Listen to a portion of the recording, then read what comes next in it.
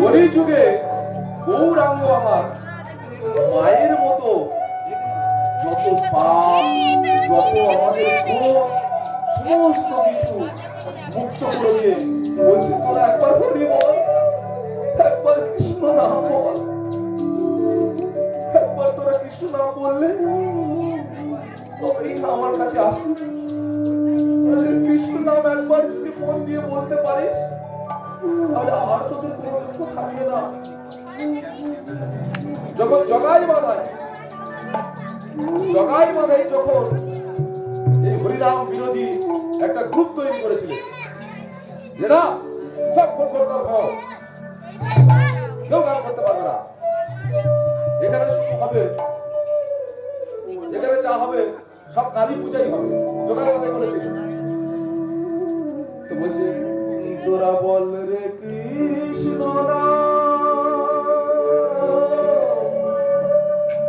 তোরা বল রে কৃষ্ণ কে বলছে? গৌরাঙ্গ আর নিতাই চাঁদ বাজারে বাজারে ঘুরে বেড়াচ্ছেন, পুরো দল বল সঙ্গে করে নিয়ে বেড়াচ্ছেন যে সবাই একবার হরি বল, হরি বল, একবার কৃষ্ণ বল, একবার কৃষ্ণ বল, একবার রাধা বল, একবার হরি বল। তা বলছেন তোরা একবার কৃষ্ণ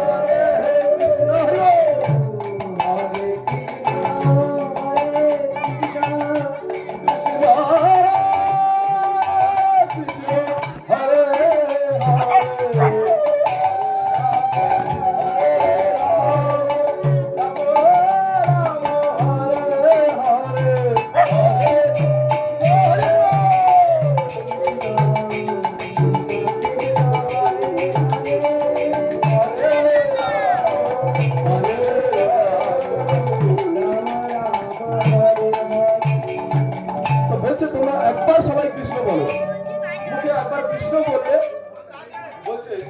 হাজার হাজার পাপ করো, অন্যায় করো, সবকিছু করো,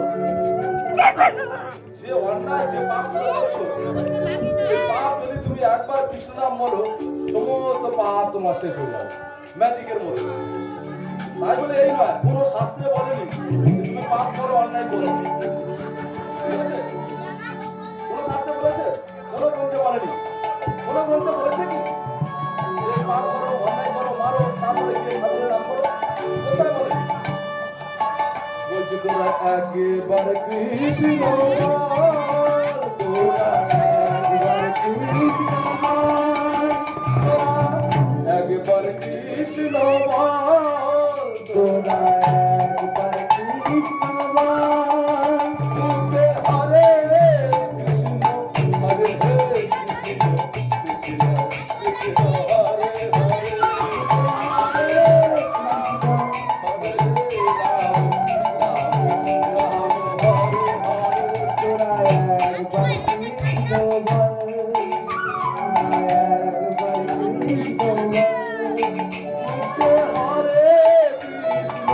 হরে, Krishna, Krishna, Krishna, Hare Hare, Hare Rama, Hare Rama,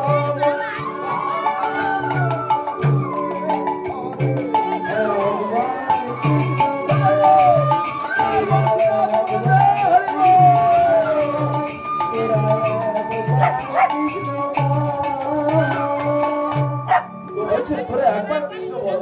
এই যে নিতাই গৌ, এরা দুই ভাই, এই যে নদিয়ার মাঝখানে সারা ভারতবর্ষের যে মেন তীর্থক্ষেত্র, আস্তে আস্তে এই হবে না নদিয়ার মাঝখানে, তো এই যে বাবা হচ্ছে জগন্নাথ মিশ্র, মা হচ্ছে শচী দেবী, শচী মাতা বলা হয়। এই যে গৌরাঙ্গ সারা পৃথিবীর মধ্যে যত পাপ আছে এগুলো ঘুরানোর জন্য এসছে।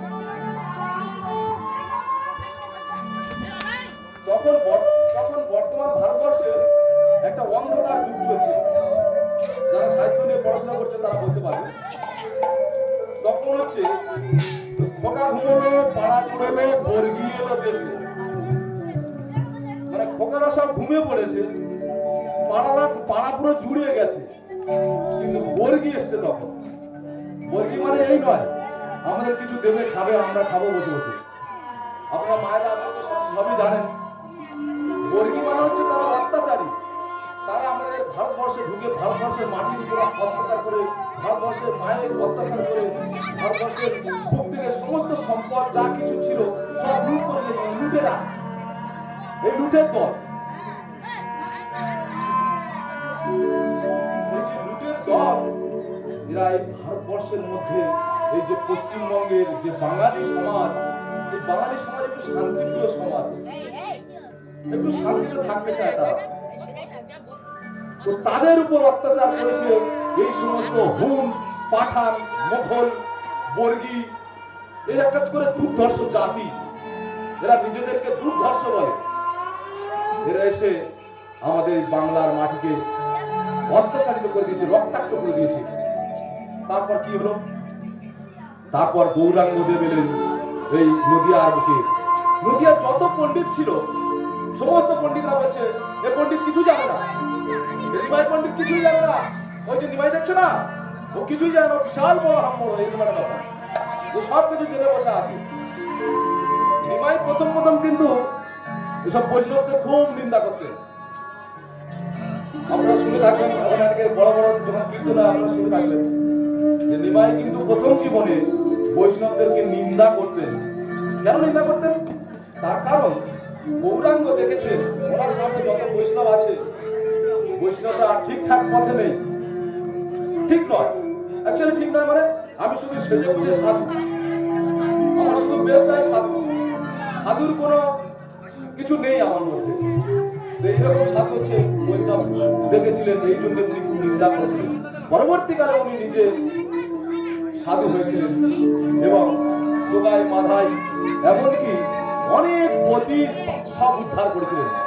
পতিত হেরিয়া কাঁদে, পতিত হেরিয়া কাঁদে মানে আমাদের তখন বর্তমান, আমি শুধু সমাজটা পড়ে নিচ্ছি, একটু ভালো করে শুনে নিন। তখন সমাজটা কি ছিল? আর গৌরাঙ্গদেব কেন আবির্ভূত হলো? গৌরাঙ্গদেবের আসার কারণ কি? যে জলা জলা হি ধর্মস্য গ্লানি ভবতি ভারতম অভ্যুত্থানায় পরিত্রাণায় সাধু বিনাশায় দুশ্চতিষ্কৃতম ধর্ম সংস্থাপনার্থায় সম্ভবামি যুগে যুগে। তো বলছে যদা যদা হি ধর্মস্য, যখন যখন ধর্মের বিপদ হয় তখন আমি বিনাশায় চ দুষ্কৃতম ধর্ম সংস্থাপনার্থায় সম্ভবামি যুগে যুগে। কি মায়েরা, মন্ত্রের মানে হচ্ছে যে যখন যখন সাধুরা বিপদে পড়বে, দুষ্কৃতিকারীরা এসে হামলা করবে, তখন আমি এসে উদ্ধার করব। তো আমাদের অনেক সাধু হয়তো ভেবে থাকবেন, অনেকে ভাবেন, বুঝলেন মা, অনেকে ভাবেন যে আমি সাধু, আমার রক্ষা করার জন্য ভগবান আসবে। সাধু মানে দেশে সাধু নয়, সাধু মানে প্রকৃত সৎ ব্যক্তি, সেই হচ্ছে সাধু। সেই সাধুকে উদ্ধার করতে কিন্তু ভগবান আসবে। আমি তিলক কেটে আছি বলে ভগবান আমার বাঁচাবে, আর বাকি যারা তিলক কেটে নেই, যাদের তিলক নেই, মালা ঝোলা নেই, তারা সাধু নয়। এটা ধারণাটাই ভুল। সাধু মানে হচ্ছে সৎ লোক। আমরা শাস্ত্রের উল্টো ব্যাখ্যা করে করে আজকে অন্য জায়গায় চলে এসেছি। আমি সারা জীবন ভর অন্যায় করলাম, সারা পাপ করলাম, করে ঠিক মৃত্যুকালে তিলকটা কেটে বসে আছি, ভগবান আমার বাঁচাবে। বাঁচাবে? মুখ ধরে না জলে চেপে ধরে, তাই না মা? তুমি সারা জীবন ভর ন্যায় কাজ করো, তাহলে তোমার বাঁচানোর একটা ভগবান চেষ্টা করবে। তোমার তিলক কাটার দরকার নেই, কোনো জায়গায় কোনো বলতে পারেন যে তুমি তিলক কাটো। যাই হোক, কেন কাটে তার কারণ আমি ব্যাখ্যা করে দেবো যে কেন কাটে। তার কারণ তুমি যদি বল খেলতে নামো, বল খেলার ড্রেস পরে তোমার নামতে হবে। কীর্তন করতে এলে তো কীর্তনের ড্রেস পরে করতে হবে। তো সিস্টেমটা তাই। তুমি যদি কিছু করতে চাও, তাহলে তোমার সেই ড্রেস পরতেই হবে। তো এই ড্রেস পরার উদ্দেশ্য এই। তো আমি আজকে গৌর আর নিতাই এর গল্পটা একটু বেশি করে বলছি, তার কারণ আমাদের ভারতবর্ষের বুকে প্রথমে কীর্তনের যে রস প্রচার করেছিলেন গৌর আর নিতাই। গৌর আর নিতাই এই রস প্রচার করতে গিয়ে অনেক বাধা প্রাপ্তি হয়েছিল, অনেক বাধা পেয়েছিলেন আমাদের গৌর। তো বলছে যে এই যে এত বাধা সত্ত্বেও গৌরাঙ্গ হচ্ছে আমাদের কলিযুগে যারা পতি, যারা চণ্ডাল, যারা মুচি, যারা অন্য কোনো কাজ করতে জাতি, সেই জাতির মানুষদেরকে উনি বুকে টেনে নিয়েছিলেন। চণ্ডালোপি দুজ শ্রেষ্ঠ হরি ভক্তি পরায়ণা। মানে কি বাবাজি? বলছে চণ্ডালোপি দ্বিজ শ্রেষ্ঠ হরি ভক্তি পরায়ণা। মানে চণ্ডাল সে যদি হরি ভজন করে, কি বাবা, চণ্ডাল যদি হরি ভজন করে তাহলে সে ব্রাহ্মণের চেয়েও শ্রেষ্ঠ। ব্রাহ্মণই তখন স্বীকার করতো না। তখনকার যে সমাজ, ব্রাহ্মণরা মনে করতো আমরা সমাজের মাথা, তাই না বাবাজি? ব্রাহ্মণরা মনে করতো যে আমরা সমাজের মাথা, আমরা যা বলবো তাই হবে। কিন্তু গৌরাঙ্গদেব এসে বললেন যে চণ্ডালোপি দ্বিজ শ্রেষ্ঠ হরি ভক্তি পরায়ণা।